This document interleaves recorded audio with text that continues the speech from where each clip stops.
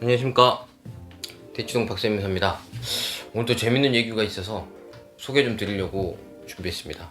근데 오늘 얘기는 좀 특이한 얘기라서 일반적으로 아마 적용은 안 될 건데, 이게 법이라는 게 정말 어떤 문구 하나까지도 중요하구나, 이 부분을 좀 설명드리고 싶어서 좀 준비를 해봤고요. 간단하게 내용을 좀 설명드리면, 일단 사건이라고 제가 표현을 했는데, 사건 개요가 이랬습니다. 2021년 6월 30일 날 상속이 발생했어요. 이제 돌아가신 거죠. 그래서 이 사람이 아파트를 공동주택 가격으로 상속세를 신고했습니다. 사실 공동주택 가격으로 아파트 신고는 잘 안 하거든요. 왜냐면 너무 매매 사례가 많기 때문에. 근데 이 주택은 특이하게도 주변에 매매 사례가 전혀 없었던 것 같아요. 그래서 공동주택 가격으로 상속세를 신고했습니다. 이제 전혀 없다는 게 상속 전후 6개월 이 사이에 거래가 없었다고 보입니다. 그래서 이제 신고를 했고, 그 다음에 2022년 5월 11일부터 7월 19일에 이 상속 기간이겠죠. 이 상속세 조사를 진행했습니다. 그러니까 30일날 6월 30일날 돌아가셨으면 상속세 신고 기간이 2022년 말까지잖아요. 2022년 말까지 신고를 하게 돼 있고, 그 다음에 상속세 결정 기한이 그 이후로 9개월이니까 이때 나오는 게 적정하죠. 그래서 상속세 조사가 진행이 됐습니다. 근데 이제 아니나 다를까 조사관님이 봤을 때, 이거 유사매매 사례가액을 확인해야 되겠다, 이게 아파트인데 공동주택으로 신고한 사람이 아직도 있네 하고 본 거예요. 그 다음에 이게 유사매매 사례가를 확인했는데 그 6개월 안에는 들어오지 않아서 그 전까지 본 겁니다. 그래가지고 찾고 찾아서 2019년 11월 19일 날 거래가 된 게 확인이 됐어요. 그래서 이걸 가지고 이 기간에 들어오면 그냥 무작정 사례가라고 넣을 수 있는 게 아니라 평가심의위원회의 심의를 거쳐야 됩니다. 그래서 지방청에 심의위원회 심의까지 넣은 거예요. 그랬더니 그래, 적정하네, 이거 유사매매가로 써라 하고 해준 겁니다. 그리고 이걸 시가로 봐서 상속세를 경정했습니다. 한마디로 이때의 가격이 이 가격보다 훨씬 높았겠죠. 공동주택 가격보다 높았다. 그러니까 이걸 시가로 해서 상속세를 추징하겠다 하고 조사를 마무리한 겁니다. 여기까지 보시면 국세청이 당연한 일을 한 것 같죠? 근데 납세자는 2022년 10월 28일 날 심판 청구를 제기합니다. 야, 나 이거 못 받아들이겠다. 이게 무슨 짓이냐. 6개월 내에 없는 거 확인했고 내가 신고했는데 6개월도 지난 걸 갖다가 1년도 지난 걸 갖다 끌어와서 내 사례라고 하다니 이건 말이 안 된다. 이렇게 해서 심판 청구가 진행이 됩니다. 이 사건이 진행된 거죠. 이거 너무 신기하죠. 전 신기했습니다. 이제 납세자가 주장을 이렇게 합니다. 유사매매 사례일 2019년 11월 19일은 6월 30일로부터 6개월 전에도 해당하지 않는다. 그래서 유사매매 사례가가 아니다. 맞는 이야기입니다.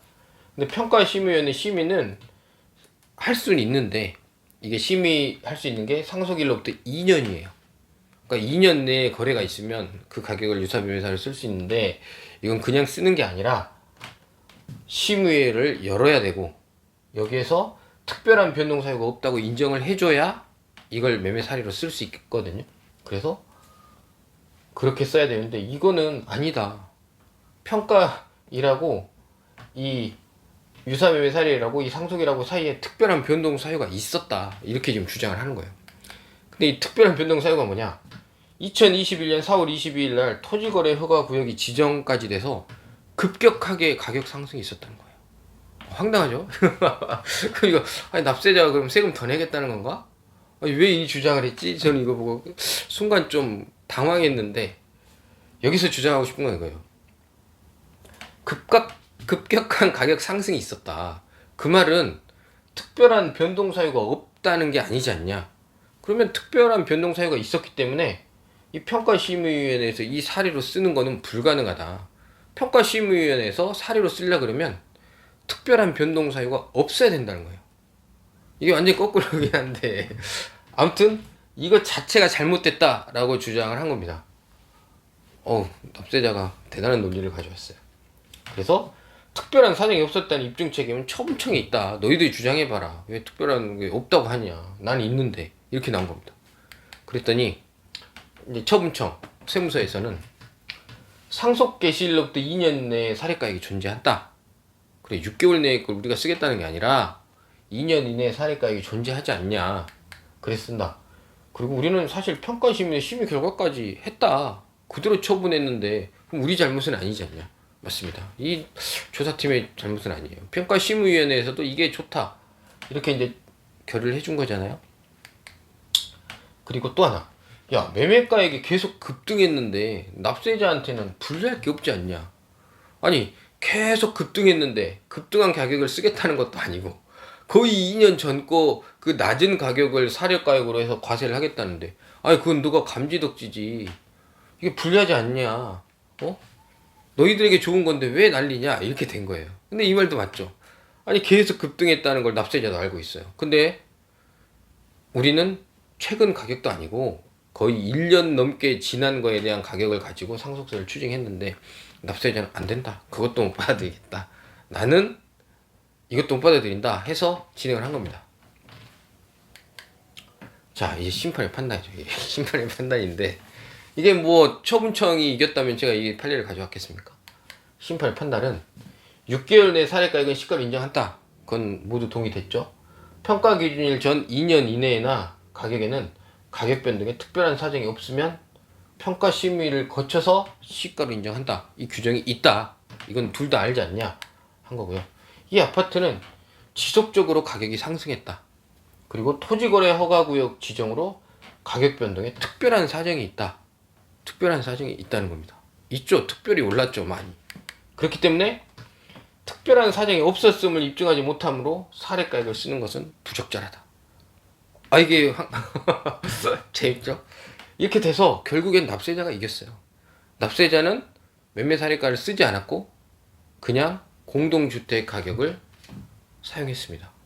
그렇게 해서 끝났어요. 이게 완전 해피엔딩. 납세자 입장에서는 해피엔딩인데 이거 굉장히 이거는 흔한 사례는 아니고요.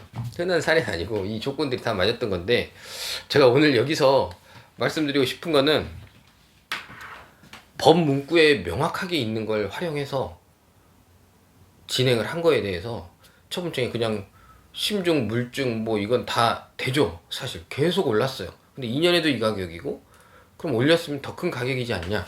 이걸 가지고 과세를 했는데 납세자 입장에서는 아 그건 법에 있지 않는 문구다. 이걸 매매가 사례가 쓰려면 변동이 없다는 걸 니들 입증해야지. 입증 못했으니까 나는 공동주택 가격으로 가겠다 하고 방어를 한 겁니다. 그리고 심판원에서는 법 문구대로 특별한 사정이 있었기 때문에 그 사례가액은 쓸 수 없다라는 판단을 내려준 거고요.